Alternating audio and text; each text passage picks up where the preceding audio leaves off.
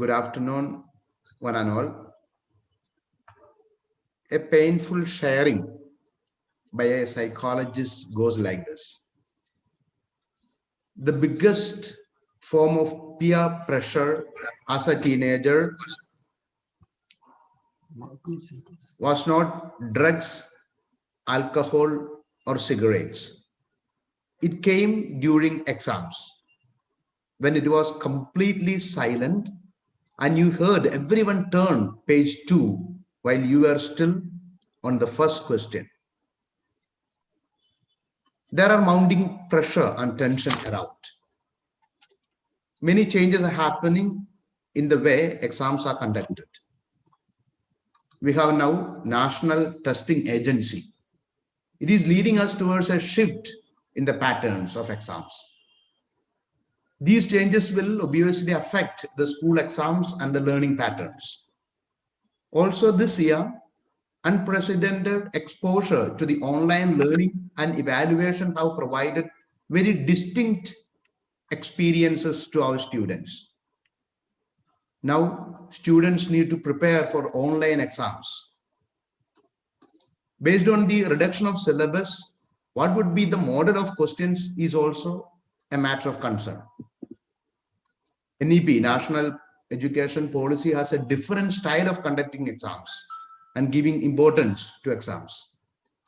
CBSE has already issued circulars on this. So, pattern of exams are changing. There are many emerging fields and skills sets. Now, they are very much visible and discussed widely.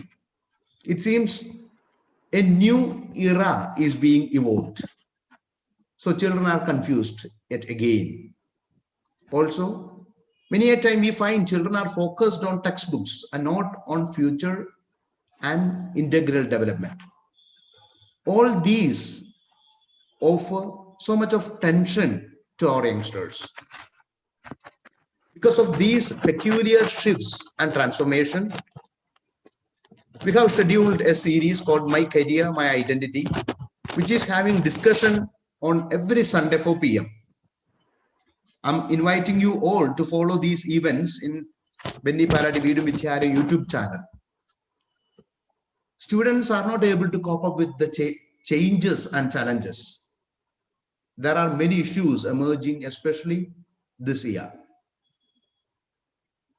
It's quite sure if a student becomes mad and pressurized badly because they could not bear the stress of education, it's not a sign of their weakness, but that of the system of education. Tinkering aptitude is essential here. It's not only for exams and studies, but also for life. Dear students, an educationalist once said, if you hate to think, you are not different from someone who is peeing on his academic certificates. The goal of education is to help you to think and lead. Today, we are here to think about study, exams, and life. Yes, we are seriously discussing on exam preparation, study habits, and boards. And we have an apt person to guide us. We have a unique and genius expert with us from the field of education to share the concerns and to help all the students to prepare for the forthcoming distinctive exams of this COVID era. Respected Dr. Prashant Vasudev, welcome to our midst. Dr. Prashant had his studies from Delhi School of Economics and IIM Ahmedabad. Rich and versatile academic exposure and different awards to his credit.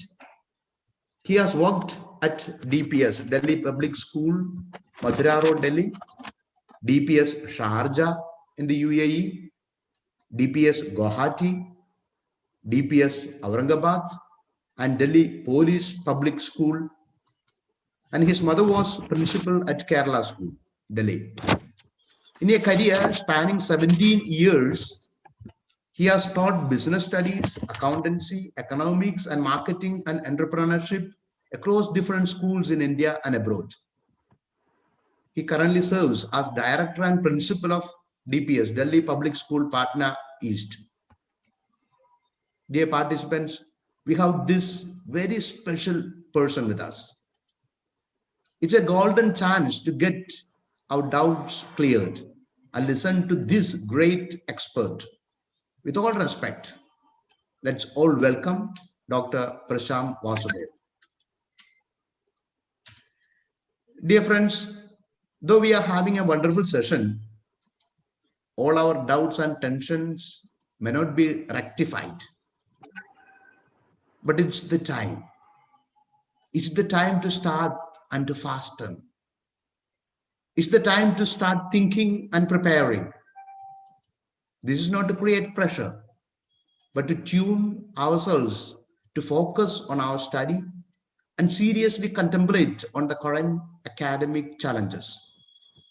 It's time to prepare yourself ready to face the odds and exams. All the best. I conclude with a quote: the difference between a good and a poor student is result. I welcome all the participants, viewers, especially Mr. Joshi, who has paved way to arrange this session. Those who are watching can place their questions at the comment box. Dear participants, now we proceed to the session. I welcome Dr. Prashant to speak. Good afternoon, everyone.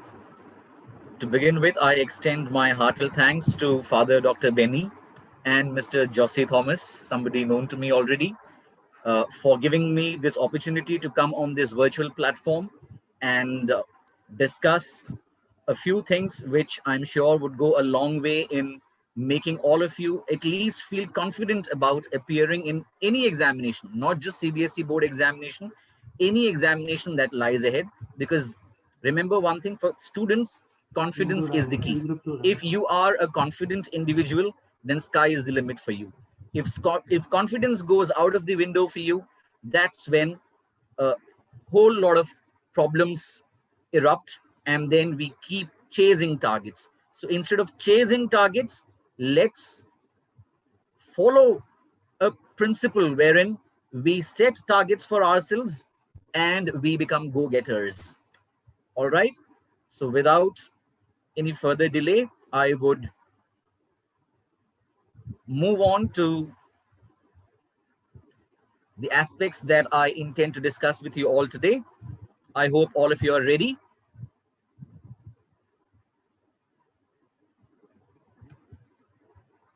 Okay. These are some of the things which I'm sure all of you would come across in your daily life. You would hear conversations taking place back home. Well, nobody is attending live school these days, but otherwise you would hear all these aspects being discussed in school as well. And at the end of the day, you have to take a decision whether would you abide by certain things or would you neglect or discard certain vital points. So these are some of the general aspects that I'm going to discuss. To begin with, you need to stay focused. Remember, you are students. As students, focus is the key. Result is something which your parents, your educators would always emphasize. In other words, you may feel that you are pressurized to go for the results. But if you are focused and away from all distractions, I'm sure that would just pave the way for laying down just the ideal platform for you to realize your career goals, your ambitions. So it's very important that you remain focused and stay away from all kinds of distractions. Distractions can happen at school, back home, even while chit chatting with your friends. So, how do you identify whether you are getting distracted or not?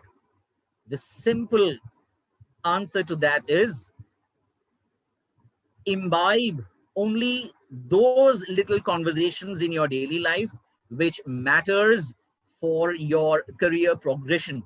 Anything else that has least amount of significance or relevance for you, you should be discarding them. So that's how you stay away from unwanted talks which can later on go on to become distractions. Fight your anxiety by setting realistic goals.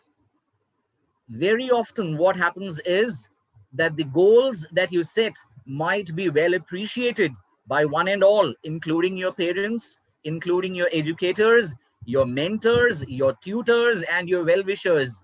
But at the end of the day, remember, those goals have to be evaluated or assessed by you.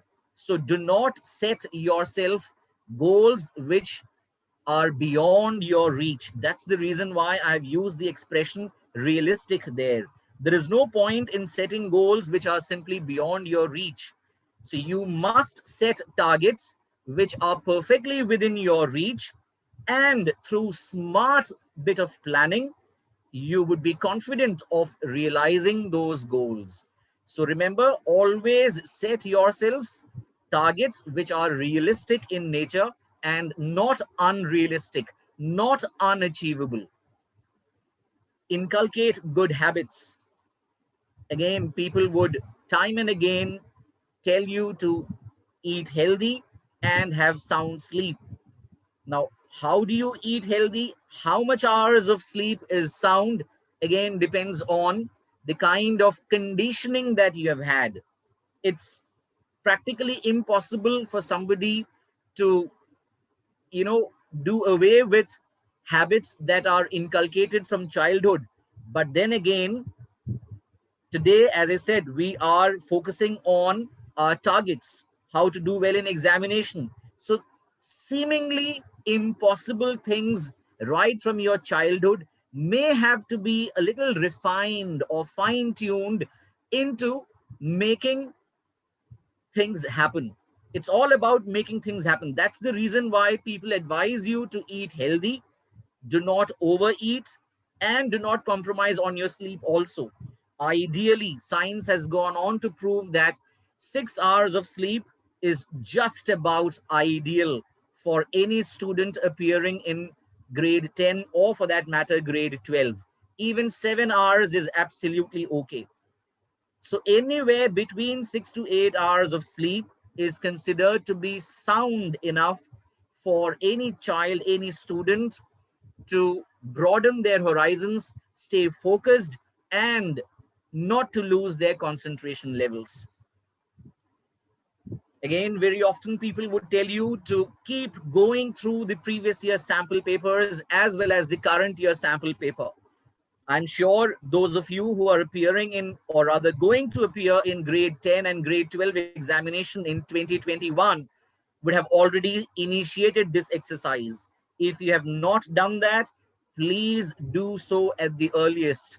Just for your information, let me tell you that CBSE has already come up with this year's sample paper, which can be easily downloaded from the CBSE website, which is cbseacademic.nic.in. I'll share all those details a little later. It's also important for everybody to avoid negativity surrounding you. Just take out, just weed out whatever negative stuff that is getting discussed in and around you. Remember, negativity never helps anybody's cause. Negativity gives rise to ill feelings, it gives rise to bad qualities like jealousy.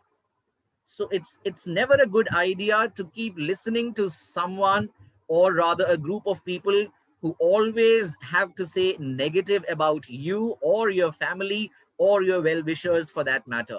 So stay away from negative talks, never be a part of negative talks, and never allow negativity to prevail around you.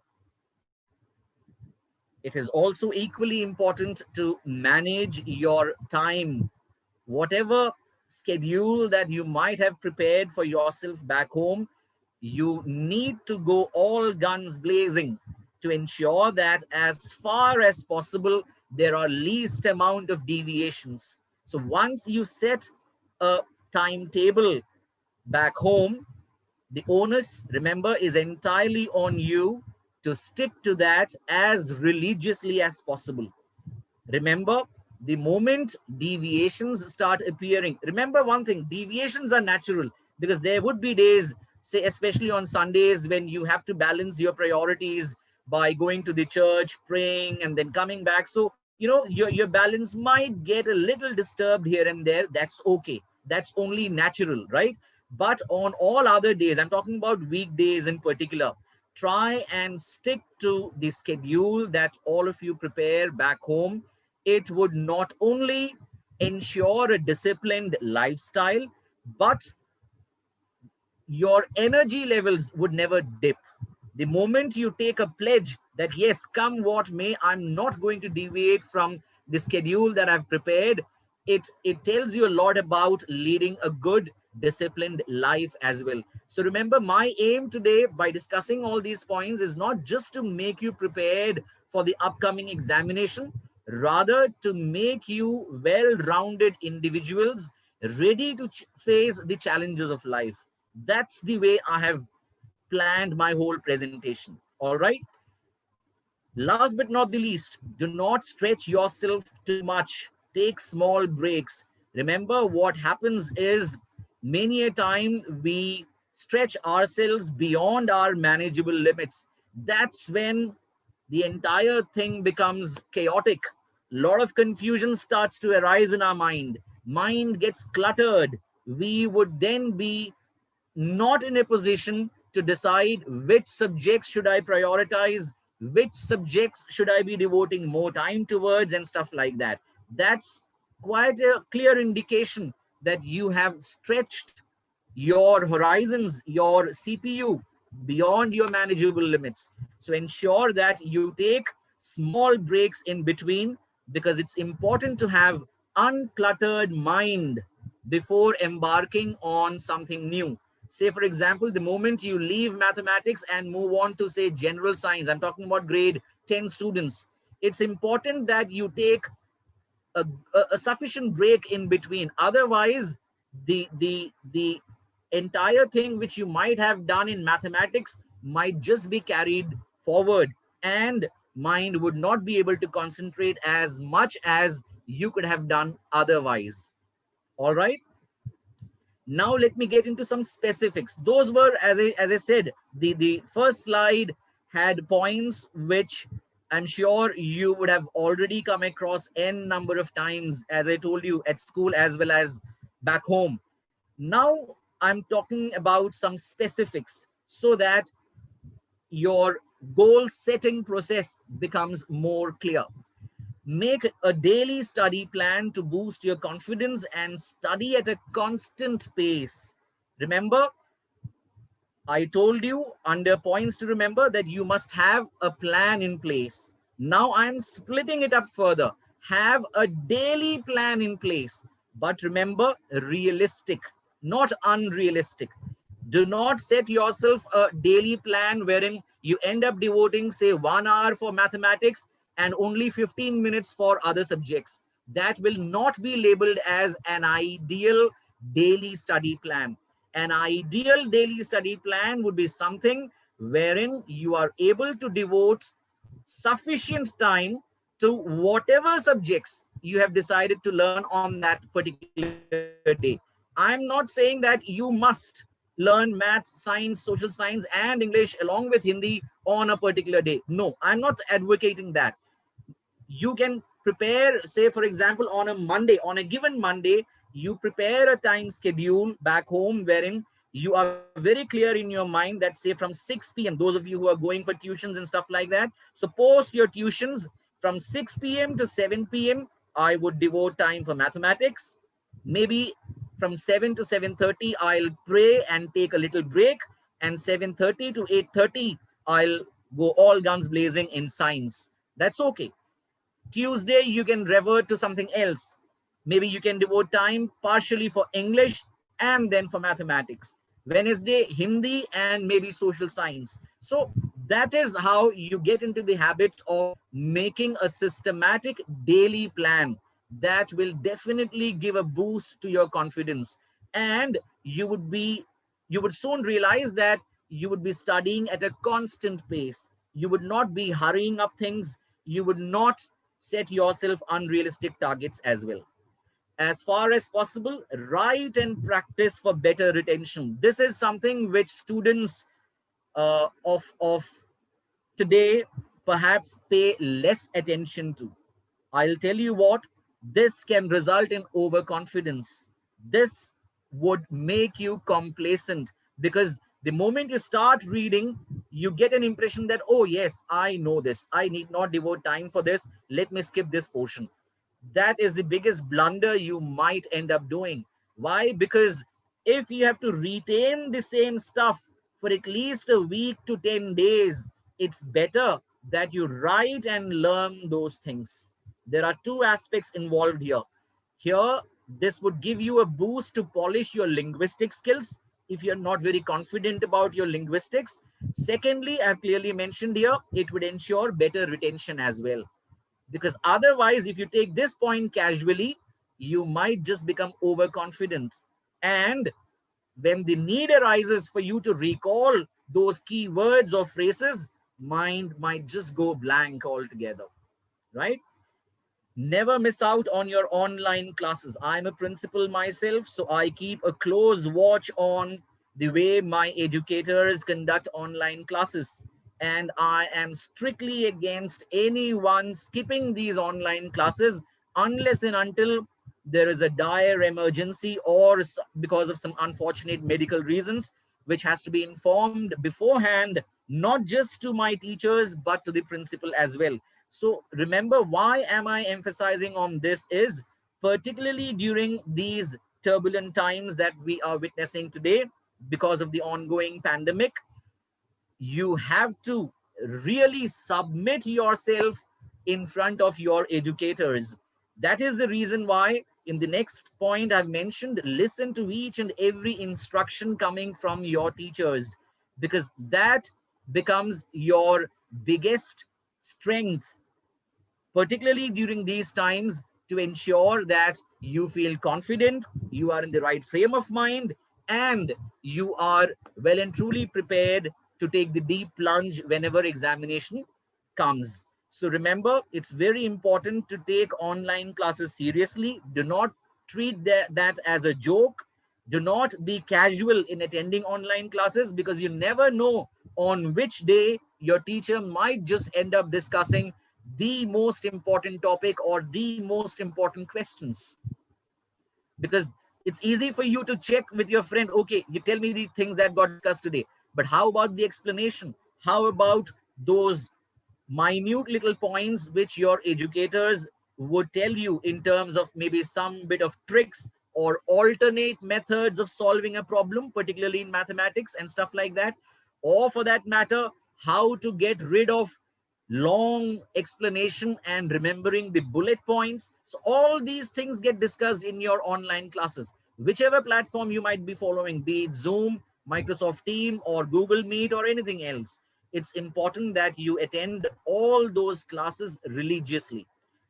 Never feel hesitant to clear your doubts on the spot. This is again something which I find really sad, that students keep dragging with their doubts instead of making an effort to clear the same on that very day. It need not be on the spot, because your educator, your teacher might be disturbed. His or her first plan would be to finish off the topic intended for that particular day. So let that happen. But remember, reach out to your teacher. Ask for some bit of extra time, maybe 10 minutes, 15 minutes, nothing more than that. But whatever nagging doubts you have, please make it a point to clear the same on that very same day, right? Do not leave things towards a later date. Why? Because on a later day, you may have more things to ask, more queries to be cleared, more doubts to be cleared. So that way you will end up piling a lot of doubts. Never let that happen. As far as possible, clear your doubts on that very day. Devote sufficient time for self-study. This is again something which students make an excuse that, look, I attend close to 6 hours of online classes and then I attend tuitions also. So I really don't have a lot of time left to introspect and make a systematic daily study plan. I consider that to be a lame excuse. As the good old saying in English goes, where there is a will, there is ought to be a way. So it's entirely on you to chalk out such a daily plan wherein you are all to yourselves. So self study is very, very important. That is when you get to know what are your gray areas and what are the areas that you feel confident of. And accordingly, you can discuss or rather chalk out strategies to work on your gray areas. Have clear strategies while attempting long answer questions and higher order thinking skills questions. I will emphasize on this a little later because I have reserved extra slides for this. Because somewhere I'll be touching upon the aspect of starting with solving 6 marks questions first. The moment you get your question paper in hand, when you are allotted those 15 minutes of reading time, emphasis should be placed maximum towards the long answer questions and higher order thinking skills questions. A little bit more on that a little later. Never neglect NCERT textbook. It is the Bible for you. Remember, the moment you come across people saying that howsoever hard we may study, we still end up finding a sentence or a question which we never would have ever come across. That's primarily because you do not give sufficient importance and weightage to each and every line mentioned in the NCERT textbook. If you have read at least once each and every line from NCERT textbook, you would at least be able to recall those keywords, phrases. Accordingly, you will crack the crux of solving any question for that matter. Treat this point very seriously because this is something which students take very casually. It's important for you to go through each and every line. I'm talking about theoretical subjects in particular, like social science, general science in grade 10, geography, political science, business studies, economics, all those subjects in grade 12 in particular. Now, I would advise you to be clear about certain important aspects or parameters. You need to be clear about definitions, one word answers, and keywords and phrases. Remember, with the CBSE going back to placing a lot of emphasis on MCQs and objective type questions, unless and until you're clear about definitions and one word answers, that 1 mark segment consisting of multiple choice questions or objective type questions, whatever you want to call that as, might just become a casualty. So let that not happen. In fact, this is the easiest thing to score if you have been serious about writing those definitions, keywords, and phrases and learning. I again repeat, writing and learning. You need to write those definitions and then learn. You also need to be clear about concepts that keep confusing you. For this to happen, never hesitate to ask for help repeatedly from your teacher or tutor for that matter. Very often, what happens is out of shyness, out of sheer hesitation, students do not make it a point to keep asking. Remember one thing, it's only natural if you have not understood a concept, right? And it might take some time for certain students to come to terms with certain difficult concepts, certain technical concepts, which are otherwise not that easy to interpret. So there is no shortcut there. The only thing that I would advocate is, even if you have not understood the concept, even after repeated explanation from the teacher or the tutor, please do not hesitate in surrendering before them. Tell them very categorically, ma'am, sir, I'm sorry, I have still not understood the whole concept. Please be kind enough to make me understand the whole thing right from the word go. There is absolutely no shame there. You need not feel ashamed about it. But if you hide your emotions, thinking that, oh, your friends might just make fun of you, what would your teacher think about your IQ level? What would your tutor make out of your common sense and stuff like that? Well, then you have only yourselves to blame for. So let that not happen. You should not be bothered about what others think about you. It's your focus that is in question. It is your career that matters. It is your future that is at stake. It's as simple as that. So you are the focal point there. The onus lies exclusively on you. Never feel shy or hesitant. Be clear about underlying words and phrases, as I've already reiterated. What if this doesn't happen? Well, I have mentioned that within brackets.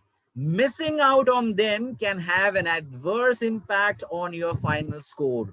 If you do not underline the key phrases, you will miss out on them. Remember, the teachers, the evaluators are given a marking scheme by CBSE. In that marking scheme, these keywords and phrases would be clearly mentioned. All that they look for in your answer scripts is those key phrases and words. If they are not mentioned, if they are missing, well, you automatically lose marks. So, what I'm trying to tell you is, remember, your explanation might be correct. Again, I'm focusing on theoretical subjects here. Your explanation might be 100% correct. The points mentioned by you might be 100% correct, but it doesn't match with the keywords and phrases which the evaluators are provided with by the CBSE.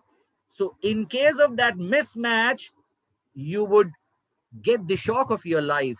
If you would have been expecting, say, a 95 plus score in a theoretical paper like social science, you might be shocked to learn that you might end up scoring only 89, 90, 91 at the max. So you tend to lose those vital 5 to 6 marks just because the wordings written by you does not match with the answer scheme, marking scheme provided by CBSE to the various evaluators. So remember, it's important for you to lay emphasis on those keywords and phrases. You also need to be very clear about what is being asked in the question. Be precise and to the point. Do not write answers at length. Do not be wishful in your thinking, because remember, what CBSE requires from your end is pinpointed and precise answers. Doesn't matter whether you are attempting short answer questions, very short answer questions, or long answer questions. There is no point in writing stories trying to create an impression on the evaluators. No, that will only lead to your downfall. So remember, your answers must be precise and to the point. When I say precise and to the point, remember to incorporate those keywords and phrases. All right? Be clear about not leaving things till the end. This is a ridiculous thing which I have noticed over a period of time with the youngsters of today. You tend to leave things a little too much at the 11th hour. Remember, at the 11th hour, even God does not have a magic wand for creating miracles, right? So it is a very bad idea to leave things towards the 11th hour, because you will only pile up more agony and more problems and more doubts if that happens. So, to get rid of your anxiety, it is advocated that you stay in touch with all these subjects on a regular basis. And that's precisely the reason why I advocated in the very beginning to make a systematic daily study plan. Because the more you linger on with it, the more you delay it, remember, the more problems you would be end up inviting. I call this tendency as a path of self-destruction. So do not be on that path of self-destruction.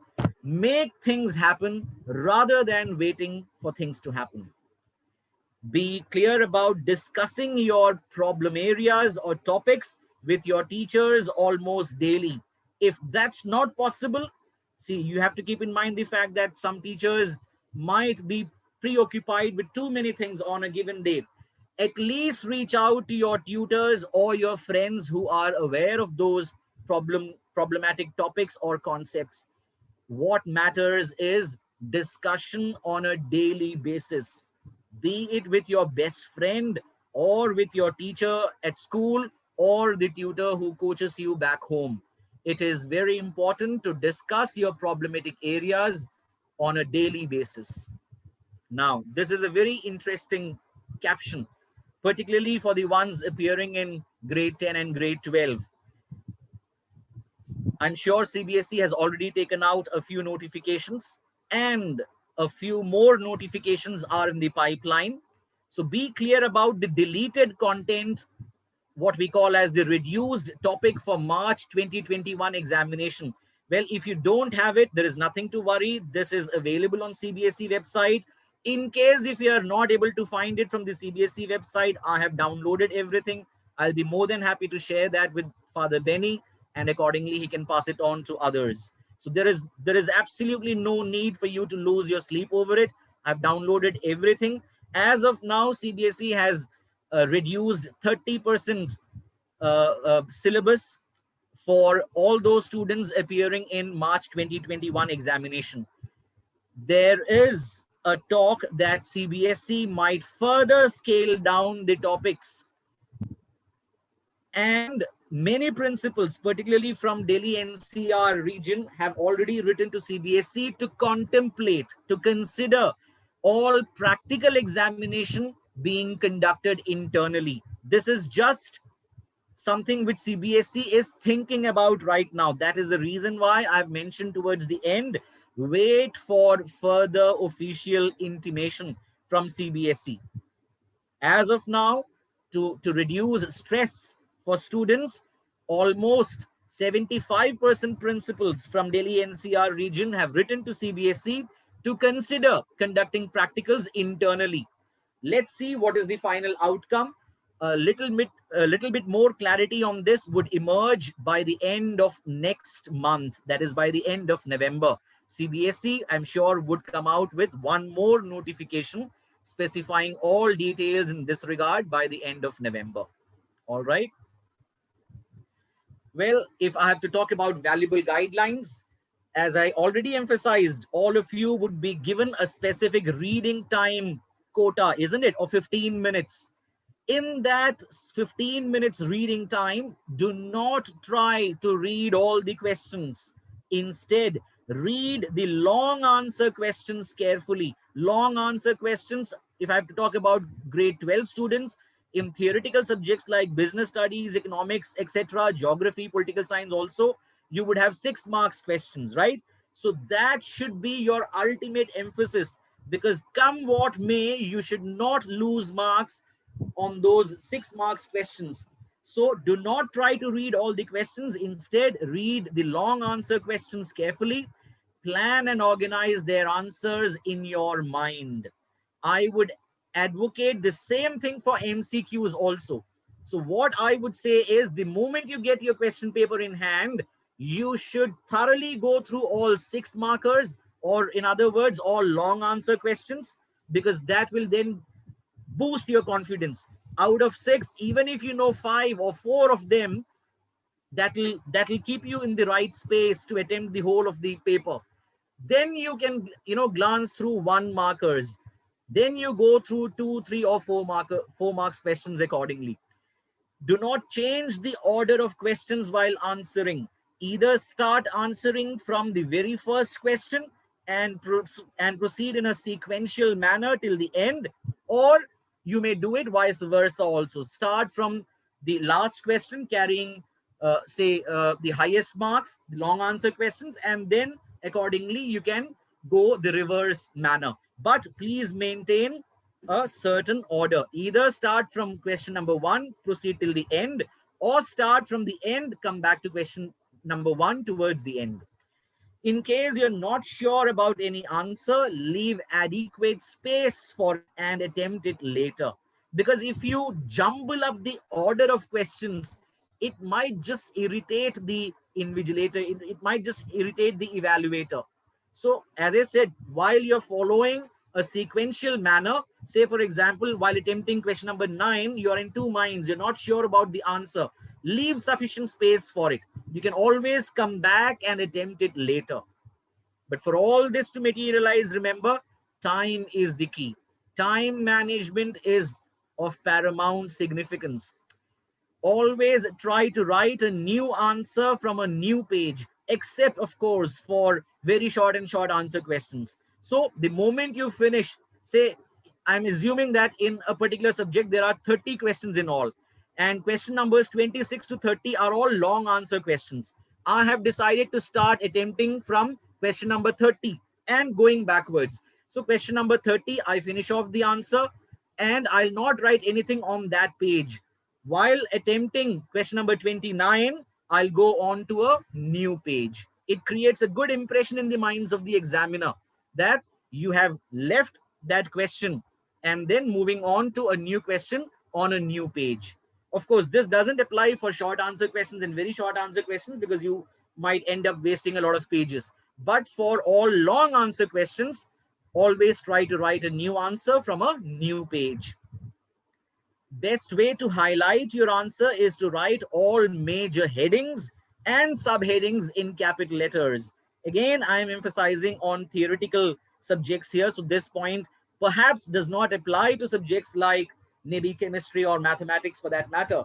But if you talk about geography, political science, home science, business studies, economics, even English for that matter, the best way to create a good impression in the minds of the examiner is to write all major headings and subparts or subheadings of that answer in block letters, capital letters, preferably underline it as well. Avoid writing long answers unnecessarily just because you know them well. You don't get any extra marks by writing long answers. Instead, you would end up having not enough time to attempt the questions that you know well. So do not compromise on the number of questions thinking that you would be able to enhance the quality by writing long answers. That's just a myth. So please ensure that you do not compromise on the length. You do not place a lot of emphasis on the length of the answer. Instead, it's the quality that matters. In questions where process is of paramount significance, follow the proper sequence. Do not skip any step. This is very important in subjects like physics, chemistry, mathematics, and computer science. Because if you have to go step by step, please do not skip steps in between, thinking that even if you skip steps, ultimately you know the final answer, so you would get full marks for it. No, that's again a myth. So please ensure that you follow the proper sequence for anything that is process based. Try to attempt all questions.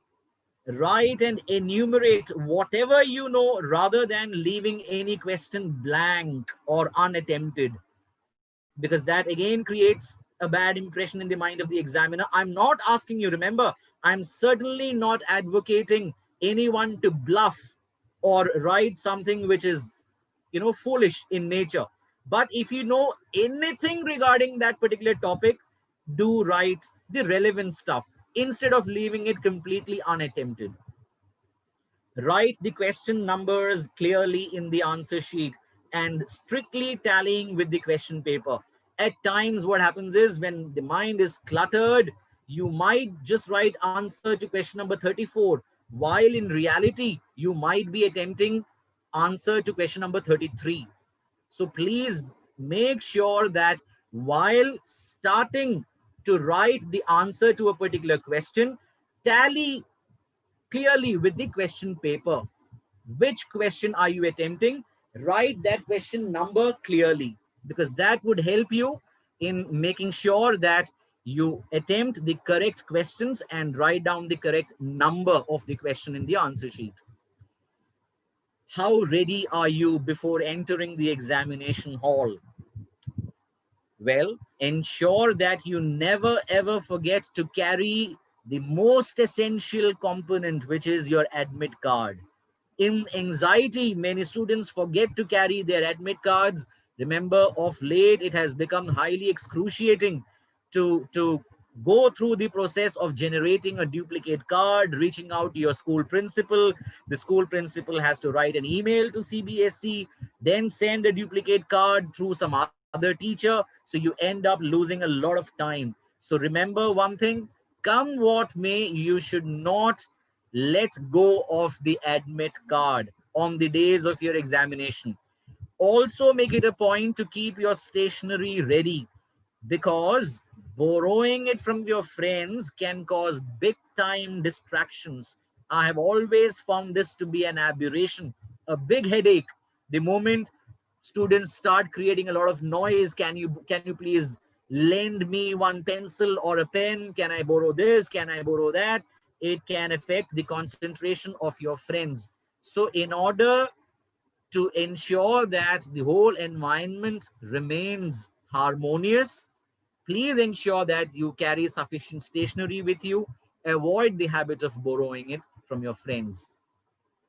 Finish off revising everything at least 10 minutes before you enter the exam hall. Mind needs to be relaxed and uncluttered, because after all, you're going to face such a big litmus test. So it's important that you keep your mind free from everything at least 10 minutes before entering the exam hall, because a relaxed mind can really create miracles. A cluttered mind would always add to the anxiety levels. Do not discuss anything with your friends just before entering the exam hall, as it may cause chaos and confusion. You never know, the concepts that you might have learned might have been the correct one, and your friend might have told you something that's incorrect. So why to enter into such an unclear state of mind just minutes before attempting the examination? So the best thing that you can do, remember, it is, see, these are things which are within your control. So ensure that you do not discuss anything with your friends minutes before entering the exam hall, because that can only add to chaos and confusion. Make it a point to reach the exam center well before time. This not just ensures punctuality, which would stand you in good stead for the rest of your life, but remember, this is a good habit to imbibe. Good habits are always appreciated by everybody. And reaching your destination well before time ensures that you do not have tension, that would otherwise remain if you're getting late to reach your exam center. So avoid anxiety by reaching the exam center well before time. What do you do after examination? Well, immediately after coming out of the examination hall, look ahead and do not look back. Don't ponder over what has happened. You're only wasting your time. Mind needs to be prepared for the next exam. I find a lot of students discussing the answers of the recently held examination. Well, that's not going to do, anything to help your cause, because that's history. Anything that you get rid of is history, isn't it? So you cannot change history. So it's better to look ahead and concentrate on what lies ahead. Do I have a formula for success? Well, there are no shortcuts to success in life, but you can always remember certain things to help you stay in a positive state of mind. There is a good old saying, if you fail to prepare, you are preparing to fail. Why don't you put this on your wall back home? But remember, children, if you are doing so, you must practice both in letter and in spirit. There is no way that you can just, showcase this on your wall just for show off. No, at least I, as a student, never believed in show offs. So if you are going to write this or scribble this down somewhere and put it on your wall back home, remember to practice this religiously as well. Revision is not something that is only confined to the last minute preparation, or as we call just before an examination. It is an ongoing activity. So, as much as you believe in making study a habit, make revision a habit as well. Managing your time in an effective way is crucial. It's not about how much time you have, but how do you manage it? How wise are you when it comes to time management? Work hard, work smarter, and give your 100%. Remember, success will never lower its standard to accommodate you. You have to raise your standard to achieve success. For every bird, God provides food, but not in their nest. They also start hunting for food, isn't it? So you have to make the effort. Only then God will put in his efforts to bless you. Always believe in yourself. Don't give up.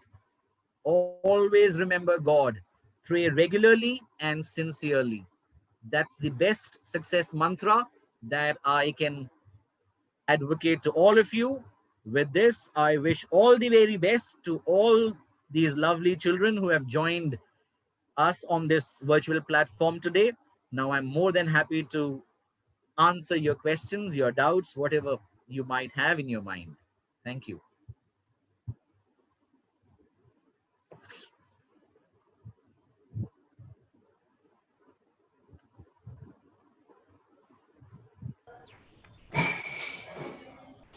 Good afternoon, sir. Yes, yes. Good afternoon. Please go ahead. Yeah, my question is, how should we? You're not audible. You're not audible. You'll have to repeat that question, please. No, you're not audible.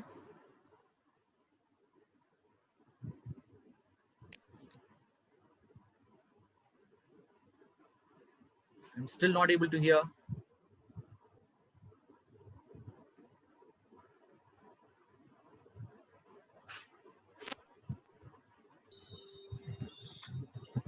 Bianca, you can leave and rejoin because there may be some technical issue. The next person can ask because Bianca can leave and rejoin. Okay, Sure, you next can always person can. rejoin. Not an issue at all.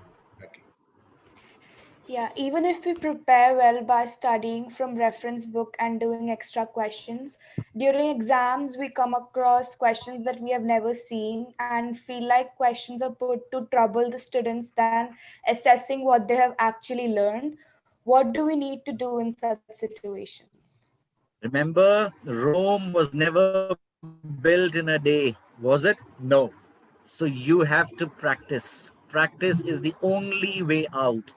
As I told you when I was presenting those slides, to begin with, ensure that there's absolutely nothing that you have left to chance as far as NCRT book is concerned. That is the number one mandatory requirement.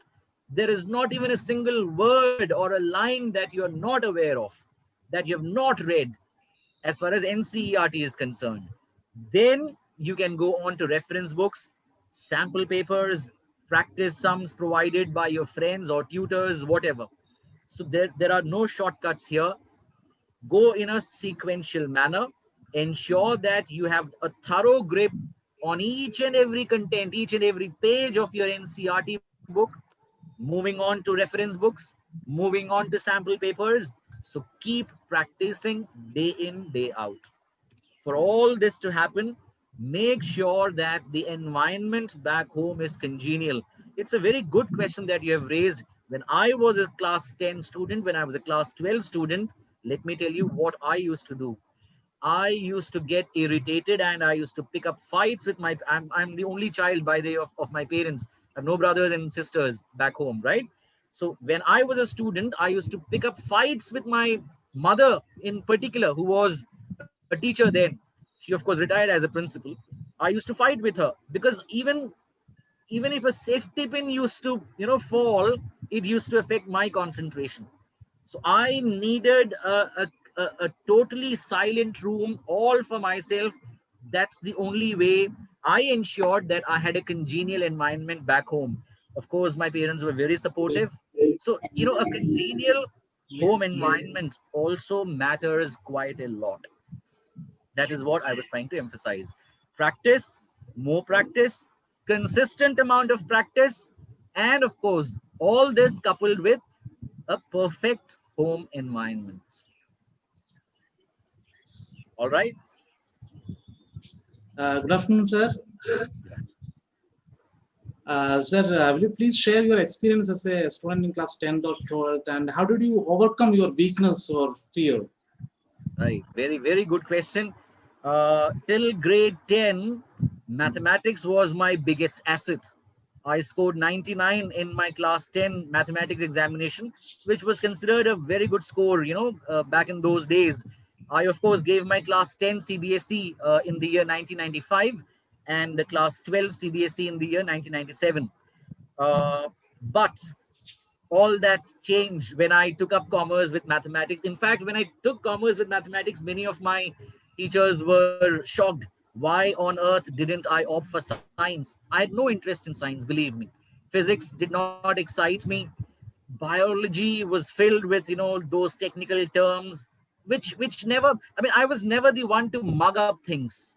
So I always wanted to ensure that I take up something in life which would make my linguistic skills always came in handy. Because, as a commerce student, I had economics, business studies, and of course English, wherein I used my linguistic skills to bail me out of trouble on many occasions. So as he was mentioning, I had a few concerns here and there as far as English, economics, as well as business studies were concerned. So going back to mathematics, he was asking me how did I overcome my fears and weaknesses. A subject that stood me in good stead till grade 10, I was found wanting in grade 11. In fact, I still remember I scored a pathetic 79 in my class 11 annual examination in mathematics, and that was a reality check for me. That, again, as the good old saying in English goes, all that glitters is not gold. So I realized that I needed to make big time adjustments in my daily study plan, meaning thereby that I had to devote a lot more time in mathematics when I entered class 12. Remember, it somehow got into my psyche. I really couldn't be the subject topper in mathematics either in 11 or in 12. And that always hurt me. In the hindsight, if somebody asks me whether taking or rather opting for mathematics did me any world of good, well, unfortunately, the answer is no, because I was very clear that I wanted to be a teacher. Why? Because both my parents were in this field, despite my teachers labeling me as a child prodigy meant to achieve great things in life. Perhaps I could have become a scientist, an engineer, a doctor by, I mean, that is what my teachers considered my potential to be. But I was very, very clear right from my childhood days, I wanted to be an academician. But going back to his question, I actually couldn't overcome my fear of scoring a 95, or rather getting a 95 plus score in mathematics in class 12. Ultimately, I could manage only 90, and that was my lowest score out of all the five subjects. I scored 99 in English. I scored 99 in business studies. I scored 99 in economics as well. So those three subjects were always my, you know, biggest weapon in my armory. I scored 95 in accountancy, which was a decent score for me to qualify to SRCC, Sri Ram College of Commerce, back then in 1997. But a mediocre score of 90 in mathematics still haunts me because I gave my absolute best. Remember, there isn't a single question till date that I can't recall from NCRT. We had a reference book called Manjeet Singh those days, and there was R.S. Agarwal also. I had literally, consumed everything out of those books and tried to vomit in the exam hall. But then, as someone was asking, some of those questions went, a little bit above me. But that is what, can happen when you have not done sufficient practice. It's not It's not the, as I said, it's not the question of how many questions have you practiced.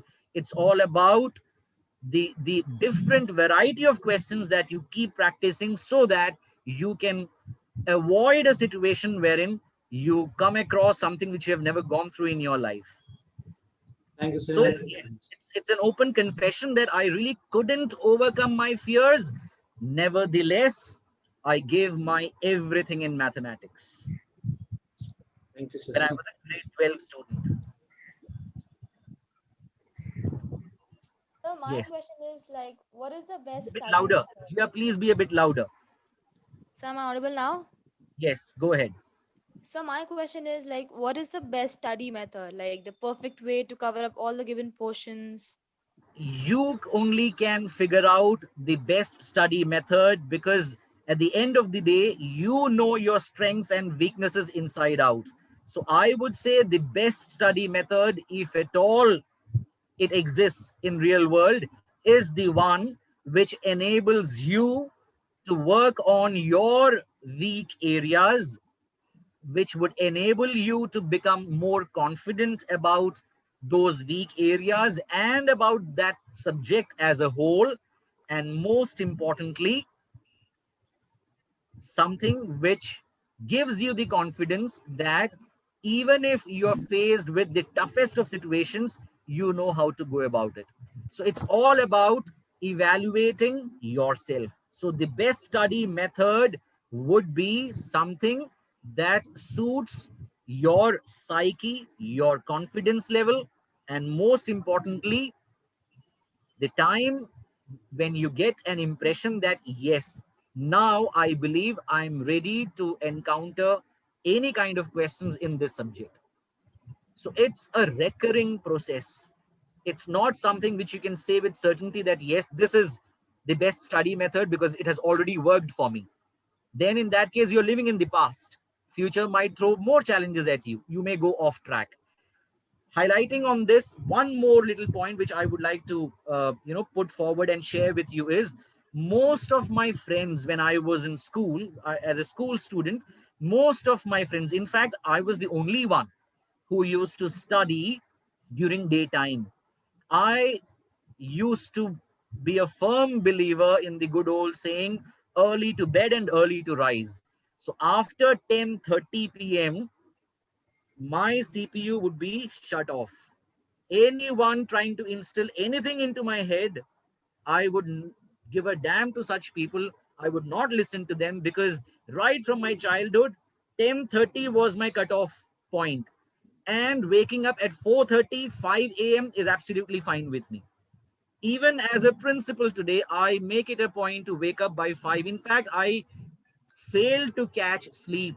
Even if I'm jet lagged, I've traveled somewhere from one corner to the other corner of India, even if jet lag is caught up with me, I still make it a point to wake up by sharp 5. Beyond 5, I simply can't sleep.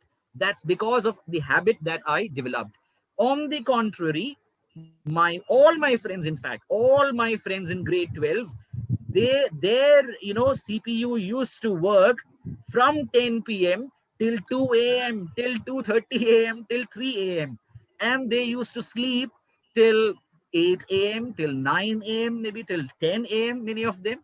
Whereas I was a different breed altogether. So I hope I have answered your question. The best study method is something which suits your timetable, right? Which gives you a confidence booster that yes, now I'm all set to conquer everything that is related to this topic, whether you study during the daytime or at night. Yes. So, so my question is, according to my understandings, during this lockdown of 7-8 months, students have been categorized into groups of three. So the first group says that there will be boards, but it will be conducted online and the paper will be in MCQ form. The second group says that there will be boards in a proper way as conducted every year. The third group says that there will be no boards and everyone will be promoted. Sir, so can you please put forward your opinion as to how the boards will be to clarify the doubts of these three groups? Chris, may I ask you, from where did you get this piece of information from? Sir, it's among our friend circle. It is not a very credible piece of information. I'm sorry to say that. CBSE will definitely conduct a written examination in March 2021. It would not just be about MCQs, it would be a proper examination as it happens as usual, right? But with a curtailed syllabus, that is all. 30% syllabus has already been curtailed. There are talks that a little more bit of syllabus might be curtailed. That's the reason why I said wait for further official notification from CBSE. But one thing which I can categorically or vehemently make clear to you is that examination will be held as usual. Written examination of 80, 70, or 100 marks, as the case may be, would be held. There would be no deviations to it. Do not give your ears to rumors and whispers. So there is no question of three groups existing and accordingly having three different viewpoints. There is only one viewpoint that matters, that is the viewpoint of CBSE, which clearly has spelled out that examination will happen as usual.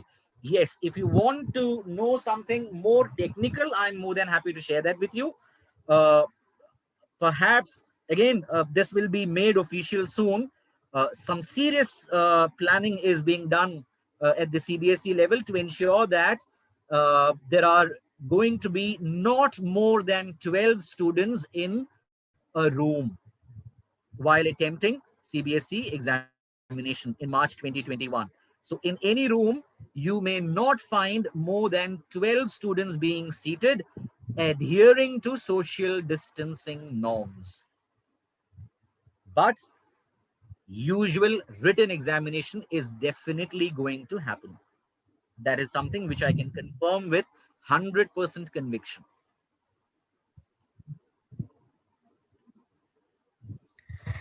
Good afternoon, sir. So my question is, there is a subject which is very difficult for students to understand and grasp. So we show less interest and spend less time with that subject.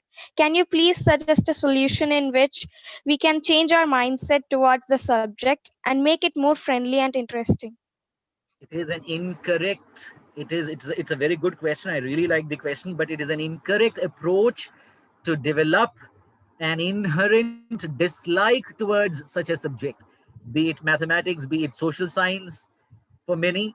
Why? Because then you are actually surrendering your own soul, showing that you are not capable of fighting it out. Remember, whenever I watch a cricket match, right from my childhood days, I've always admired the Australian style of play.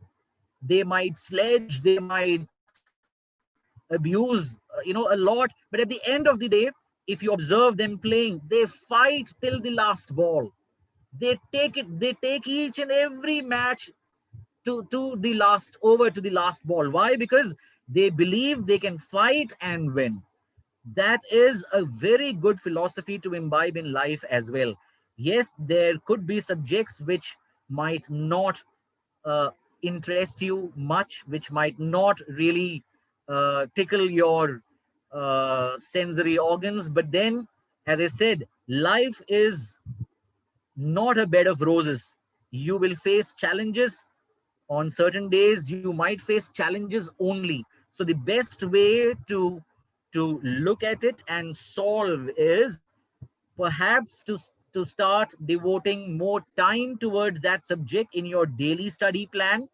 And you never know, you might just discover that maybe after a month or so, because of the increase in confidence levels, you might just start loving that subject. As I said, mathematics was my biggest strength till grade 8. I never left my love for that subject in grade 12. Yes, I realized that I was in troubled waters. Somewhere down the line, I had started to develop hatred as well. But then I decided to fight. And as I said, when I say that I obtained 90, most of you would agree that it was a respectable score, though mediocre, but respectable, right? So that is how it has to be viewed. Anything that proves to be a weakness of yours or a disinterest area of yours, you have to slog it out, perhaps devote more time, work smarter. I'm not asking you to work harder. Be smart in your approach. The moment you increase your time duration, say by 5 minutes, 10 minutes daily, as I said, you never know, you might end up loving that subject also. That is the only way of, tackling such a tricky situation. Okay, sir. Thank you, sir. Good evening, sir.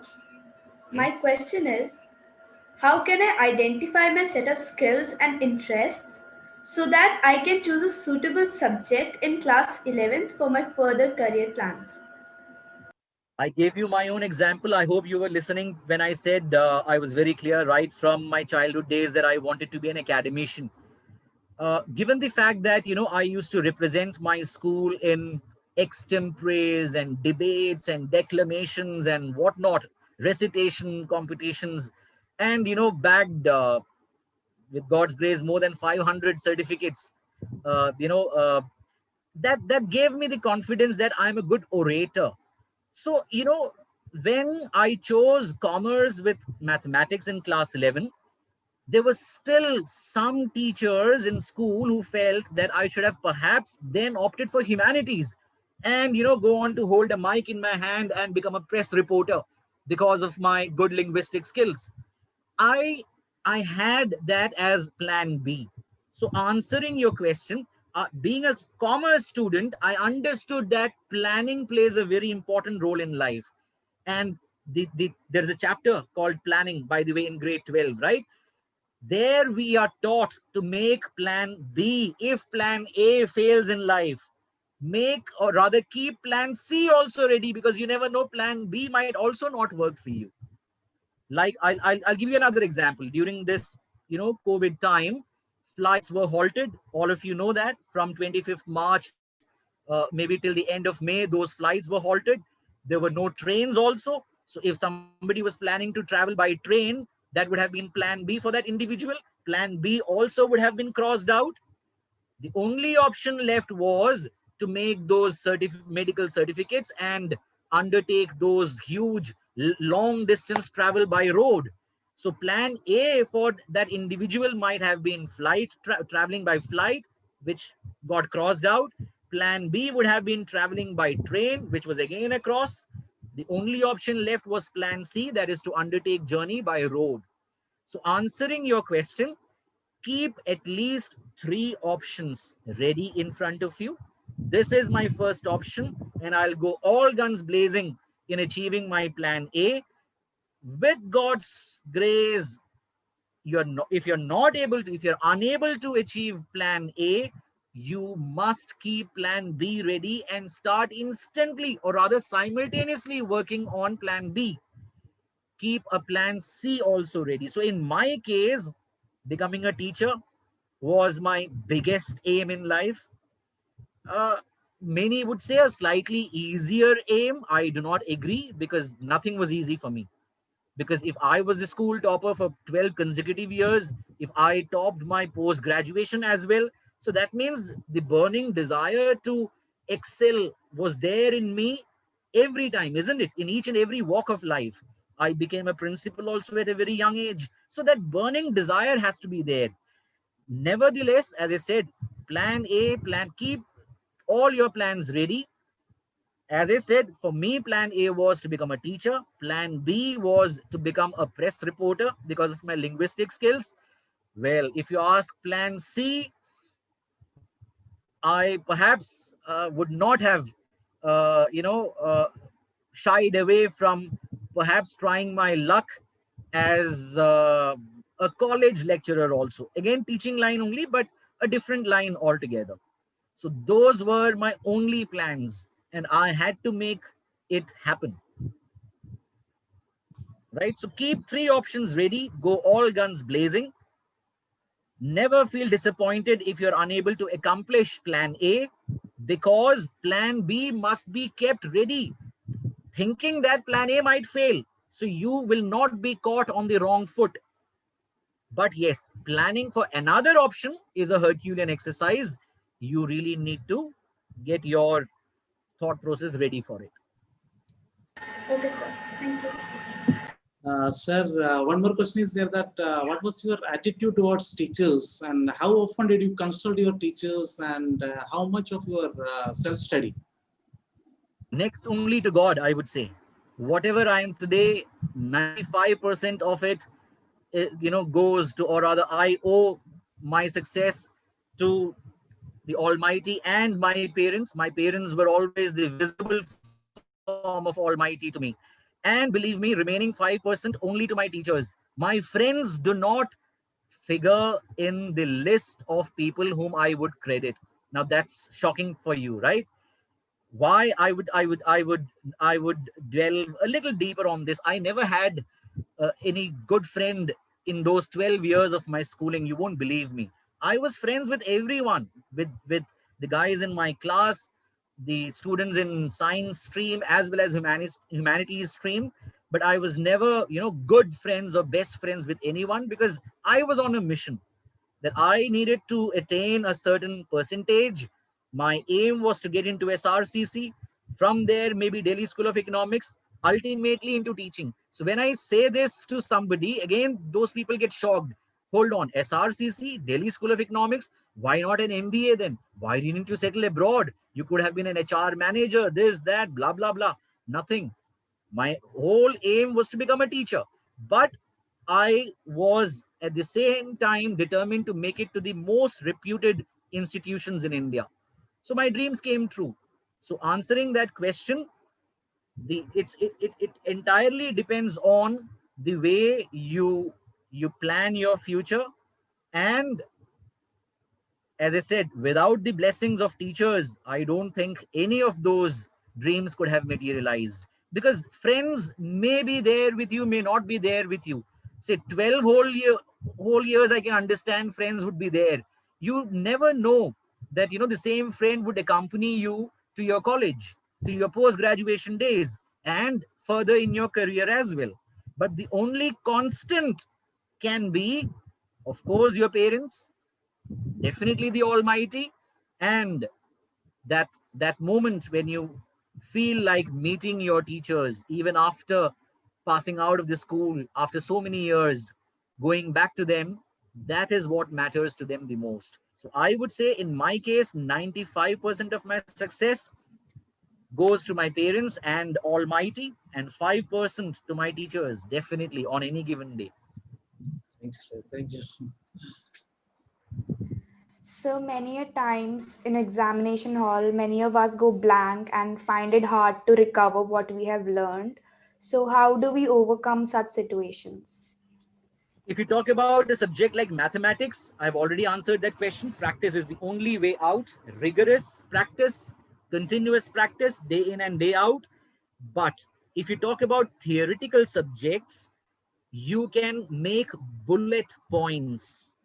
If you really find the explanation tough to write, you at least learn the bullet points and then identify the first letter out of those bullet points and then try to make a rhythmic word. Say, for example, if I have to talk about limitations of planning as a topic, first point is planning is rigid.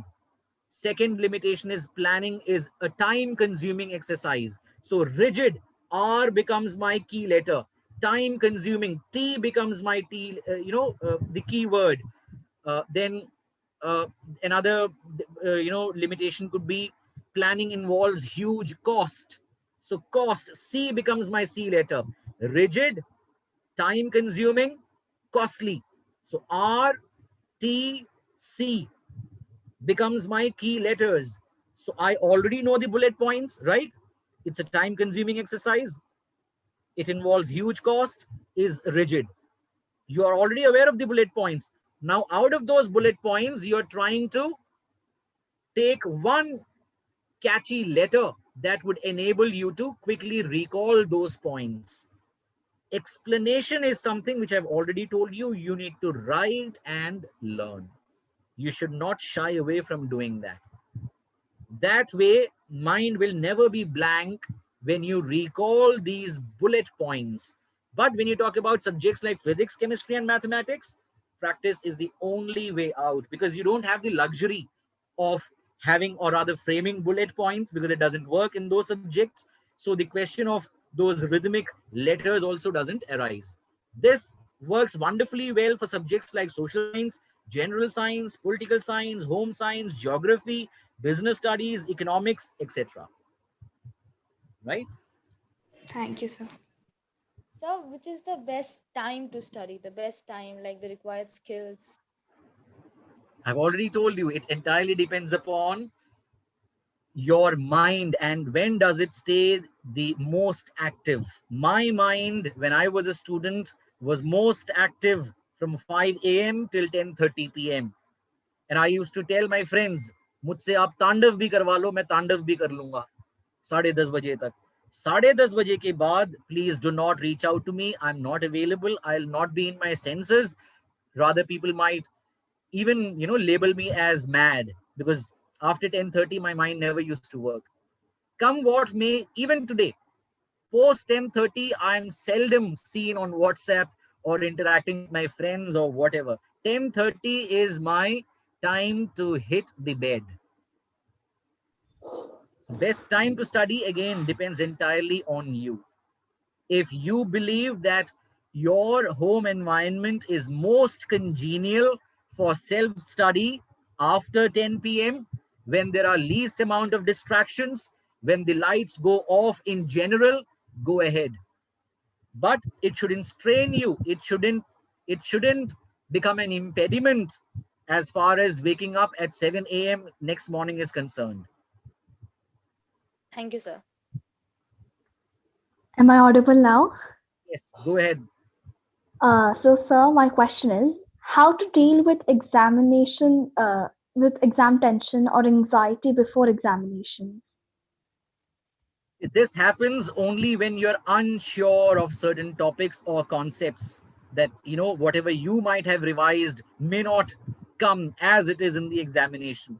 That is the reason why I said, when you make a systematic daily time schedule, you must make it a point to attend to the problematic areas, the problematic concepts, topics, list them down, and check.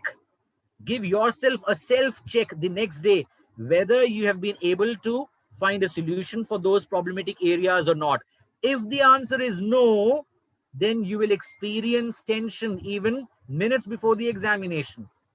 On the other hand, if you are so very determined to overcome those issues on a daily basis, well, the mind will never be blank. You will never be anxious before the examination. The whole problem comes when you pick up something new on the day of the examination and then your mind goes haywire. That is the reason why I said, please refrain from interacting with your friends on the day of the examination. Back your instincts, focus on what you have learned all those days, and stay focused there only. Do not even lift your head and be bothered to ask your friend, oh, do you know this? Because while asking, do you know this, you'll end up listening to a lot more stuff than what you are supposed to hear otherwise. So refrain from doing that. These are the perfect ways to ensure that anxiety levels, tension levels are kept to the minimum possible extent. Thank you, sir.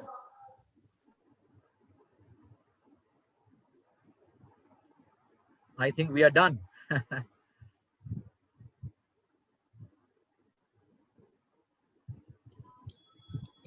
Unmute Josie sir, unmute.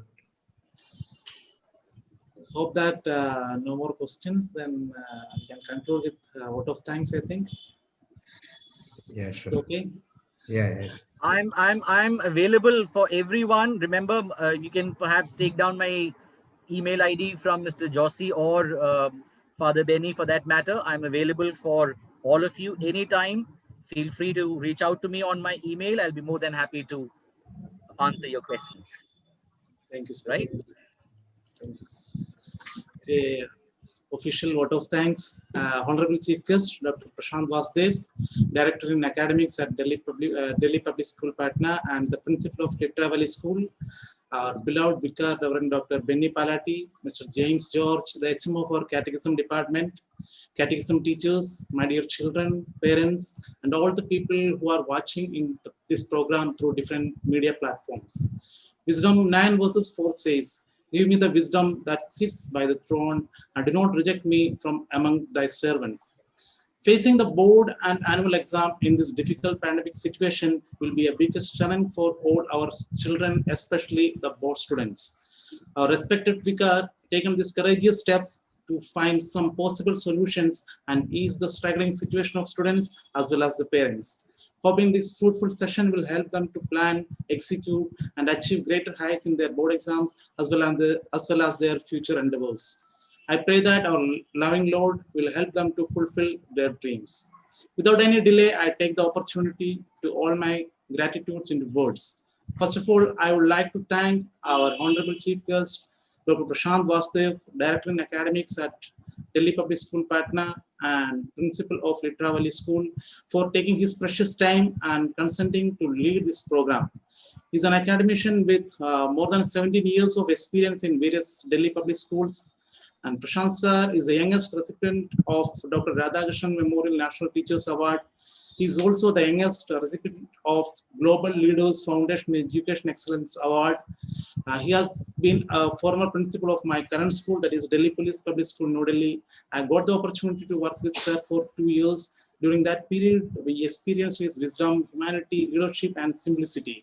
Without any doubt, we all can accept him that he is the perfect person to deal with this topic. Sir, indeed, this productive session and experience put forward our children to face their exams courageously and confidently. Thank you very much for your presence, guidance, and blessings. On behalf of entire Catechism Department, I would like to thank the man behind the success of this program, none other than our beloved vicar, Reverend Dr. Benny Palati. He is the leading power of our entire parish, especially the Catechism Department. I want to express my heartfelt gratitude for your endless support and guidance. Thank you, Father. I must not forget to thank the headmaster of our Catechism Department, Mr. James George sir, and all other Catechism teachers. Thank you very much for your guidance and the successful execution of this program. I would like to thank our dear children who have actively participated in this program with great dedication. Their interest and hard work may put great results. May pay great results. Their words, thoughts, and vision should lead them to endless possibilities. I congratulate all the children for their efforts and preparations towards the great success of this program. Last but not the least, I thank all the parents, parishioners, and all other people who are patiently watching this program. Thank you very much for your great support. Once again, thanks everyone for making this program successful. Thank you. Any one of you want any of those slides or the reduced content, syllabus content, I'm more than happy to share that with Father Benny. Please reach out to him. He'll be more than happy to share and forward the same to all of you. Thank you so much. Thanks a lot. Thanks a lot. It is really even myself has completed my doctorate, but Dr. Prashant is very studious, means passionate. that is great. The heart and mind of a student, and also what should be a teacher. That passion was very much clear in your minute details. The concern for studies. It's really wonderful, and surely this episode I will also share to all the teachers, because very specific, and it is not the so-called academics, but the heart and concern of a teacher for a student. That is what is very clear in every word. As you have told, don't miss a word from NCRT. The same way I will surely share all the colleagues and friends to not miss any word of this one. Anyway, wonderful. Thanks a lot. Surely I will communicate further, and also will be in touch with. Thanks a lot. Thanks a lot. God bless you all. Thank you. Thank you so much. Thank you. Okay.